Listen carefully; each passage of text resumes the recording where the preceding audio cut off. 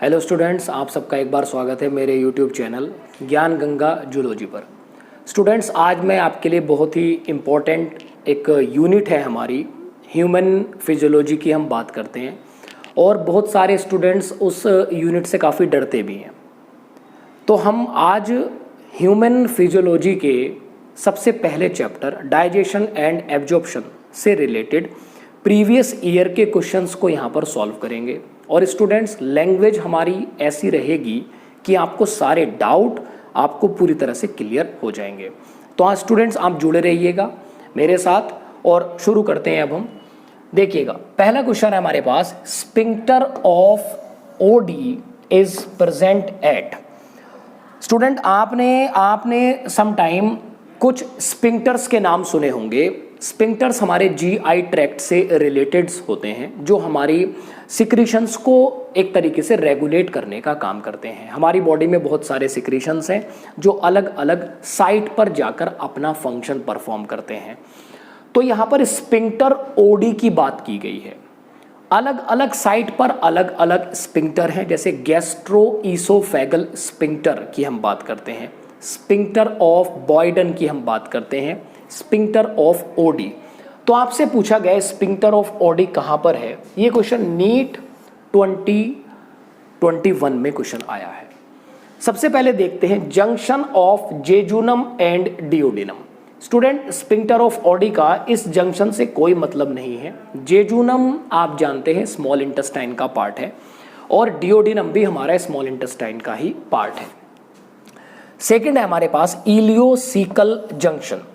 Students, ileocecal junction पर एक valve होता है जो फूड के बैक फ्लो को प्रिवेंट करने का काम करता है। तो हमारा ये स्फिंक्टर भी इस साइड से पर्टिकुलर रिलेटेड नहीं है। देन हम बात करते हैं junction of hepato pancreatic duct and duodenum. देखिएगा स्टूडेंट, यही हमारा आंसर है। इसका क्या मतलब है, junction of hepato pancreatic duct. पहले तो आप इसका मतलब समझे।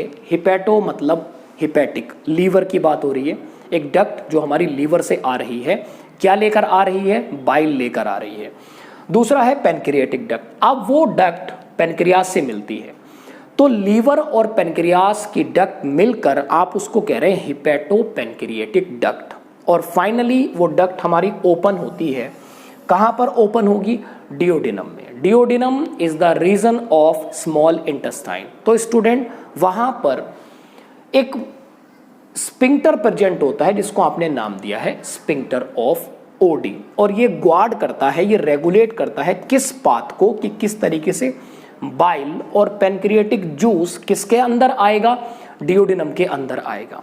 आप जानते हैं स्टूडेंट्स, बाइल को आप कहते हैं pseudo digestive juice. Bile emulsification of fat के लिए रेस्पॉन्सिबल होता है, और पेनक्रिएटिक जूस में हमें पेनक्रिएटिक एमाइलेज, पेनक्रिएटिक लाइपेज और अदर टाइप के प्रोटीन डाइजेस्टिव एंजाइम मिलते हैं। तो ये सब जाकर एक्शन दिखाते हैं इंटेस्टाइन में और फूड के डाइजेशन में हेल्प करते हैं। तो स्टूडेंट, आंसर हमारा थर्ड होगा, गैस्ट्रोइसोफेगल जंक्शन। देखिएगा, गैस्ट्रोइसोफेगल जंक्शन वो होता है जहां पर इसोफेगस हमारा गैस्ट्रिक मतलब स्टमक रीजन में आकर ओपन होता है, और उसको कहा, उस स्फिंक्टर को कहते हैं गैस्ट्रोइसोफेगल स्फिंक्टर। तो आंसर हमारा थर्ड है।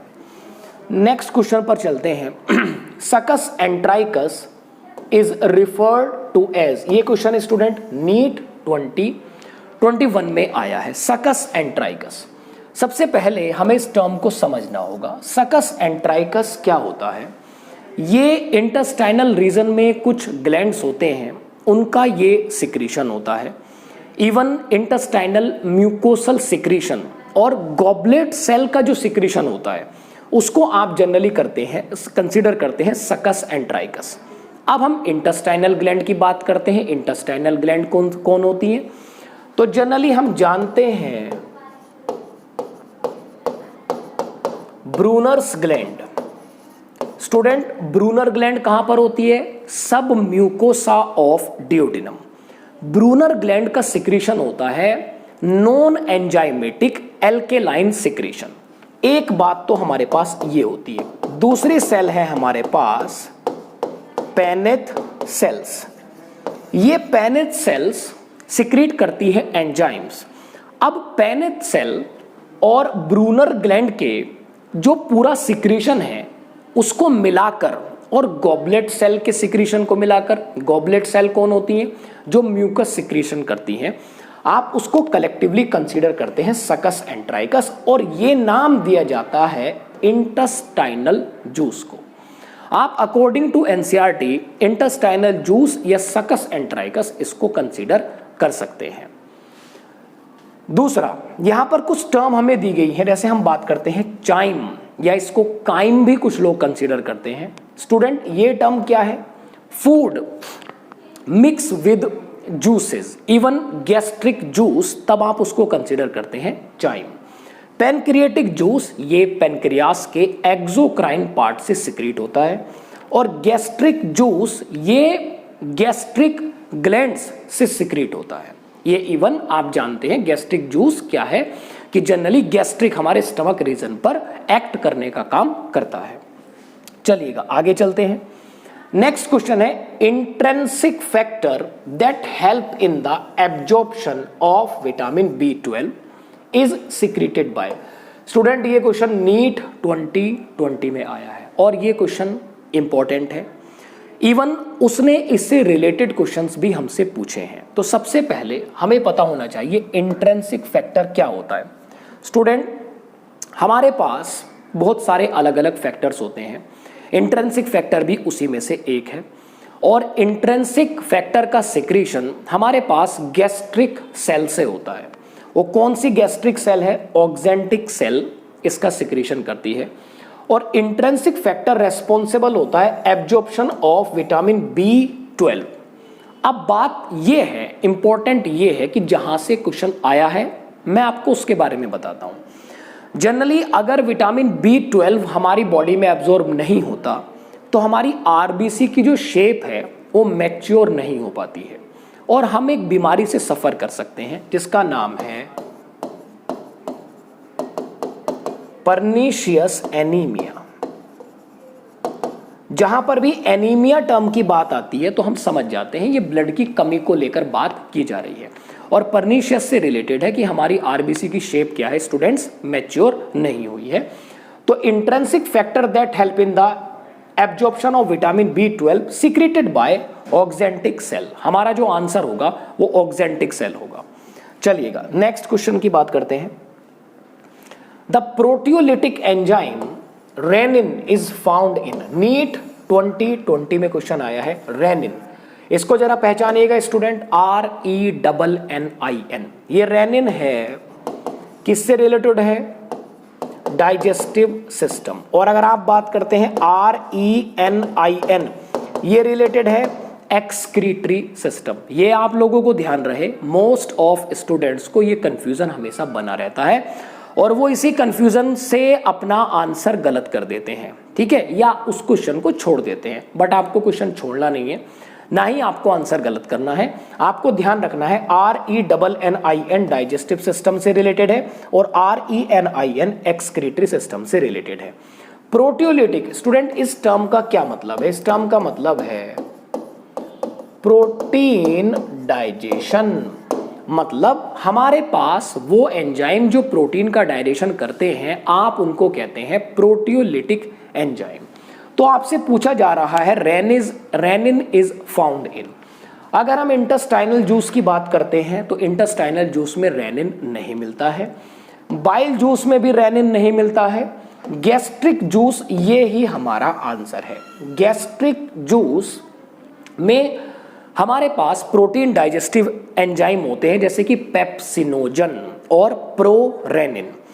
अब पेप्सिनोजन और प्रोरेनिन दोनों आपके इनएक्टिव एंजाइम होते हैं। पहले हम इनको एक्टिव करते हैं, देन ये अपने टारगेट सबस्ट्रेट को क्या है, सिंपल में बदलते हैं।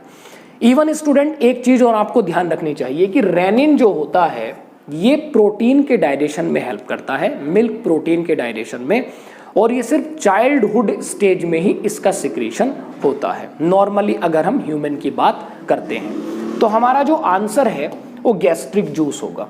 पैनक्रियाटिक जूस में भी ये नहीं मिलता। पैनक्रियाटिक जूस के जो प्रोटीन डाइजेस्टिव एंजाइम है, जैसे हम बात करते हैं ट्रिप्सिन के बारे में बात करते हैं, काइमोट्रिप्सिन के बारे में बात करते हैं। चलिएगा स्टूडेंट आगे चलते हैं। नेक्स्ट हमारे पास है the enzyme enterokinase help in conversion of NEET 2019 में ये क्वेश्चन आया है। स्टूडेंट उसने आपको एक एंजाइम का नाम दिया है जिसका नाम है एंट्रोकाइनेज, और वो आपसे पूछ रहा है एंट्रोकाइनेज किसके कन्वर्जन में हेल्प करता है। यहां इसके साथ एक चीज और इंपॉर्टेंट है, आपको पता होना चाहिए एंट्रोकाइनेज का सोर्स, इसका सिक्रीशन कहां से होता है। तो स्टूडेंट इसमें आपको पता होना चाहिए इंटेस्टाइनल म्यूकोसा से इसका सिक्रेशन होता है, और नॉर्मली डियोडिनम रीजन से इसका सिक्रेशन होता है। अब ये क्या करता है, ट्रिप्सिनोजन इनटू ट्रिप्सिन। अगर हम नॉर्मली बात करते हैं, एंट्रोकाइनेज हमारा सोर्स हमें पता चल गया, इंटेस्टाइनल म्यूकोसा। ट्रिप्सिनोजन ये किसका हार्मोन है, ये आपका एंजाइम है ट्रिप्सिनोजन, आपके पैनक्रियाटिक जूस में मिलने वाला। तो ट्रिप्सिनोजन को ट्रिप्सिन में बदलने के लिए हमें किसकी जरूरत पड़ती है, हमें एंट्रोकाइनेज की जरूरत पड़ती है। और ट्रिप्सिन जब अपनी एक्टिव फॉर्म में आता है, ये किसका डायजेशन करता है, ये प्रोटीन का डायजेशन करता है। कैसिनोजन इनटू कैसीन, यहां पर एंट्रोकाइनेज का कोई रोल नहीं है। पेप्सिनोजन इनटू पेप्सिन, ये काम HCl करता है, और प्रोटीन इनटू पॉलीपेप्टाइड, इसका भी एंट्रोकाइनेज से कोई रिलेशन नहीं है। तो स्टूडेंट्स हम ह्यूमन फिजियोलॉजी में जब डाइजेशन के बारे में बात करते हैं तो कुछ स्टूडेंट्स को लगता है कि ये टॉपिक काफ़ी मुश्किल होते हैं, इनसे क्वेश्चंस काफ़ी मुश्किल आते हैं, बट ऐसा नहीं है। आप लोग मेरे साथ जुड़े रहिएगा, हम हर एक पॉइंट को क्लियर करेंगे और प्रीवियस ईयर के हम क्वेश्चंस इन चैप्टर से रिलेटेड सॉल्व करेंगे, और आप लोगों को इन चीज से जो भी डाउट होंगे वो इन वीडियोस को देखकर क्लियर हो जाएंगे। तो स्टूडेंट्स आप मेरे साथ जुड़े रहिएगा, और मेरे चैनल ज्ञान गंगा जूलॉजी को जिन लोगों ने अभी तक सब्सक्राइब नहीं किया है वो सब्सक्राइब करें, और आप मेरे वीडियो को लाइक करें। Thank you so much students.